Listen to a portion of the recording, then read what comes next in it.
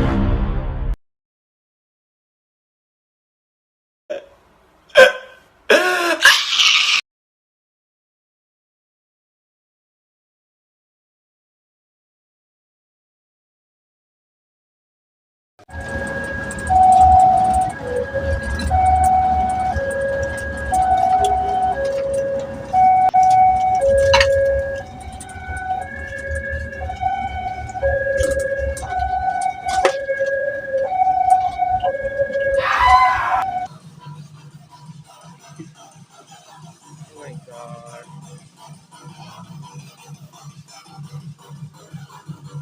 ตัวนั่นมันจะเป็นล็อกแบบนี้ไปเลย แล้วมันจะเป็นแอร์แบบนี้ เป็นแอร์แบบนี้ไปแต่ละล็อกห้องล็อกจะเย็นหน่อยนึงเพราะว่ามันจะมีตัวหน้าแอร์แล้วก็จะเป็นล็อกแบบนี้ไปเดี๋ยวมันก็จะมีแอร์เป็นล็อกแบบนี้แอร์ที่หันล็อกไปเลย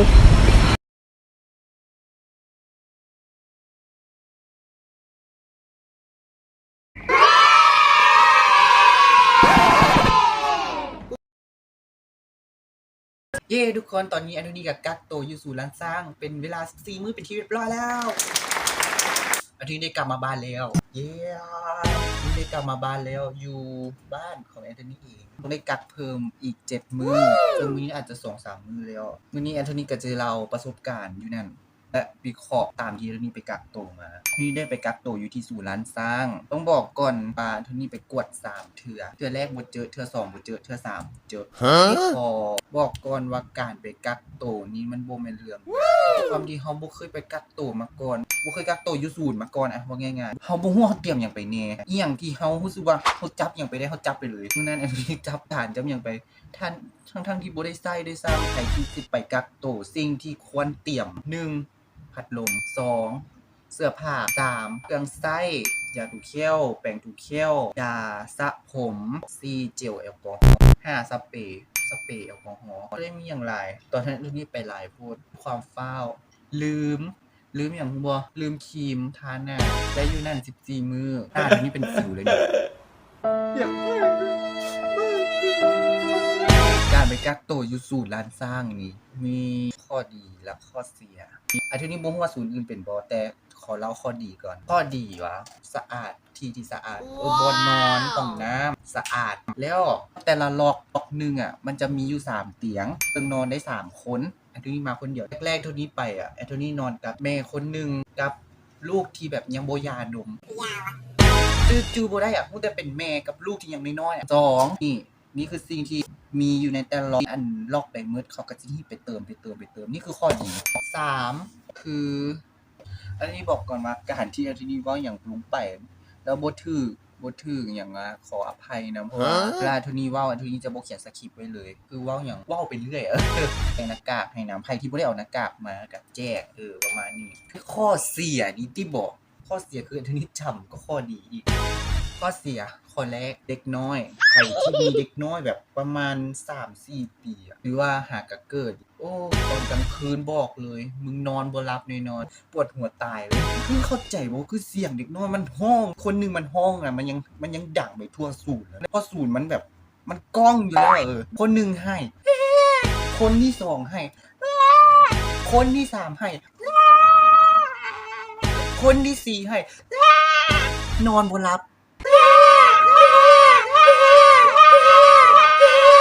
เห็นปะนอนบนลาปวดหัวมือแรกคือปวดหัวสุดเลย2อาหารโบแซบเลยโดยเฉพาะปนปลาดุกกับขวดตับจื้อได้2อย่างนี้ปนปลาดุกบอกเลยขาวแบบขาวกินโบได้เลยอ่ะไอ้ฝืนกินได้ถือว่าเก่งอ่ะ2ขวดตับนี่อันนี้โบฮู้ว่าแบบเขาคิดคืออันนี้โบแต่อันนี้เอาจากประสบการณ์ที่อันนี้สัมผัสได้เนาะขวดตับขมแบบขมเลยอะสิ่งที่แปลกมันอย่างฮู้บ่มันฮู้แหละอาหารมันมีหลายชนิดที่เขามาย่ายในแต่ละมื้อมันมีหลายอย่างหลายแบบตัวนี้แปลกอย่างหนึ่งอ่ะช่วงที่อันนี้ไป6มื้อแรกอ่ะขอแยกก่อน6มื้อแรกกับ6มื้อหลัง6มื้อแรกที่อันนี้ไปนะเชื่อบ่อาหารที่บ่คือกันเลยอ่ะทุกมื้อที่เขาย่ายมันบ่คือกันเลยอ่ะแต่เขาเฮ็ดกินมาคือกันคือแปลกว่ะรสชาติเข้าใจรสชาติมันบ่คือกันอยู่แล้วแต่กินแบบกินน่ะมันคือกันหมดเลยยกตัวอย่างสมมุติอาหารนี้สมมุติลาบแกงซะ2อย่างนี้แทบจะบ่คือกันเลยแต่กินเสือกคือกันแปลกบ่6มื้อแรกนะอันนี้สัมผัสแต่กินนั้นอาหาร3คาบต่อมื้อบ่คือกันเลยแต่กินคือกันมีอย่างเดียวที่แซ่บคือข้าวผัดแล้วเชื่อบ่มื้อที่2ที่อันนี้กินข้าวผัดโอเคแซ่บนับจากมื้อนั้นมาเขาบ่เฮ็ดอีกเลยคือมึงเปลืองข้าวเหรอกูถามจริงมึงเฮ็ดป่นปลาดุกนะมึงบ่เปลืองปลาดุกเลยว่ะกูถามแท้เหี้ยป่นปลาดุกมึงเฮ็ดมาเกือบ2มื้อเทื่อ3มื้อเทื่อ2มื้อเทื่อ3มื้อเทื่อกูนะบัดข้าวผัดมึงเฮ็ดมื้อนั้นแล้วมึงบ่เฮ็ดอีกเลยมึงเป็นบ้าเหรอพี่คิดอยู่ข้าวผัดแซ่บแต่เขาบ่เฮ็ดบัดป่นปลาดุกแม่งขาวแล้วขาวอีกแทบบ่อยากกินแต่เขายังเฮ็ดมาให้กินเหลือจะเชื่อ6มื้อหลังบอกก่อนว่า6มื้อแรกน่ะมันร้านอาหารเขาเฮ็ดเอามาส่งแล้ว6มื้อหลังก็ร้านอาหารคือกันแต่อีกร้านนึง6มื้อแรกอ่ะมันจะเป็นกล่องยางกล่องใสๆดอกแล้ว6มื้อหลังตัวนี้แปลกใจมันเป็นหยังมันคือเป็นกล่องโฟมอ่ะก็ฮู้ว่าคนละร้าน6มื้อหลังนี่รู้สึกว่าตัวนี้ว่าน่าจะโอเคกว่าโอเค6มื้อหลังโอเคแซ่บแต่6มื้อทำอิฐนี่อยากจะแบบผูกคอตาย6มื้อหลังโอเคได้โอเคเยี่ยมไส้อั่วแซ่บขวดตับบอกไปก่อนในนี้ว่าขวดตับมันขมนะอีกร้านนึงแต่อีกร้านนี้โอเคแซ่บมันจะมีแต่2-3อย่างเลยที่บ่แซ่บ6มื้อหลังนะแต่ไอ้6มื้อแรกกันเมนูเดียวที่ตัวนี้เอลิกูดไฮแมนข้าวผัดที่เหลือบ่ได้เลยเข้าใจแล้วแล้วข้อเสียข้อที่3ห้องน้ำเหม็นมากโคตรเหม็นแบบเข้าใจบ่ว่าเป็นห้องน้ำสาธารณะนะแต่มันอยู่ทางในศูนย์แหละแต่เป็นห้องน้ำสาธารณะแบบไผก็ใส่บางทีอ่ะเด็กน้อยบ่กดส้วมอ่ะมึงคิดเบิ่งมื้อแรกกูไปกินป่นปลาดุกไปปวดขี้ก็บ่กล้าไปขี้ตอนแรกก็เก่งๆกลัวนิดนึงแหละบ่กล้าไปขี้1ห้องน้ำสาธารณะแล้วห้องน้ำมันจะมีแบบประตูที่ว่าแบบมันจะมีร่องทั้งลุ่มอ่ะนะแน่นอนว่าห้องน้ำมันบ่ส่วนตัวแน่นอนแล้วการที่เขาจะเฮ็ดหยังดนๆมันก็เกรงใจเขาบ่ล่ะมื้อนั้นเว้ยไปอาบน้ำหยังเสร็จสับเรียบร้อยแล้วถูเขี้ยวอย่างเรียบร้อยแล้วนอนได้สักพักโอเคปวดฉี่ละมันเริ่มมาแล้วตัดสินใจเข้าห้องน้ำหาอยู่ในห้องน้ำได้สะอาดเปิดประตูนึงน้ำขุ่นๆหน่อยนึงบ่กล้าไปน้ำ2ขุ่นๆหน่อยนึงห้องน้ำ3โอเคใส่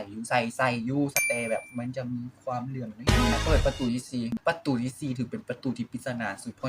ส้วมแต่ละอันฝามันเปิดจังซี่มันบ่แต่ส้วมตัวที่4ฝามันปิดจังซี่สิมีหยังบ่ว่าเนาะเปิดส้วมไปปึ๊บตึ๊ดโอ้โหใครที่กินข้าวขออภัยนะน้องเปิดส้วมที่4มาไม่กินเหี้ยอย่างมาส้วมแบบโอ้ my god แล้วห้องน้ำที่4อันนี้บ่กล้าเข้าอีกเลยเพราะว่ามันจะเฮ็ดทำความสะอาดอย่างบ่แล้วแต่ทางศูนย์เขาก็แบบว่าคนไปทำความสะอาดซึ่งคนบ่แม่นแม่บ้านไม่หยังดอกพวกเฮาเองนี่แหละทำความสะอาดเองแล้วก็ต้องใช้เองห้องน้ำมันก็เหม็นคือเก่าหั่นแหละว่ะมื้อนั้นทีนี้บ่ขี้แล้วมื้อต่อมาเดี๋ยวจะค่อยขี้เป็นมึงสิขี้จังได๋เปิดส้วมมาโอ้โหกูคิดว่าแกงกะหรี่ตอนนึงก็บ่มีแห้งมีแต่น้ำกับน้ำโอ้ยนั่นคือข้อเสียที่อันนี้สัมผัสได้ซึ่งการไปกักตัวถามว่ามันดีบ่ดีปานใดสำหรับที่บ่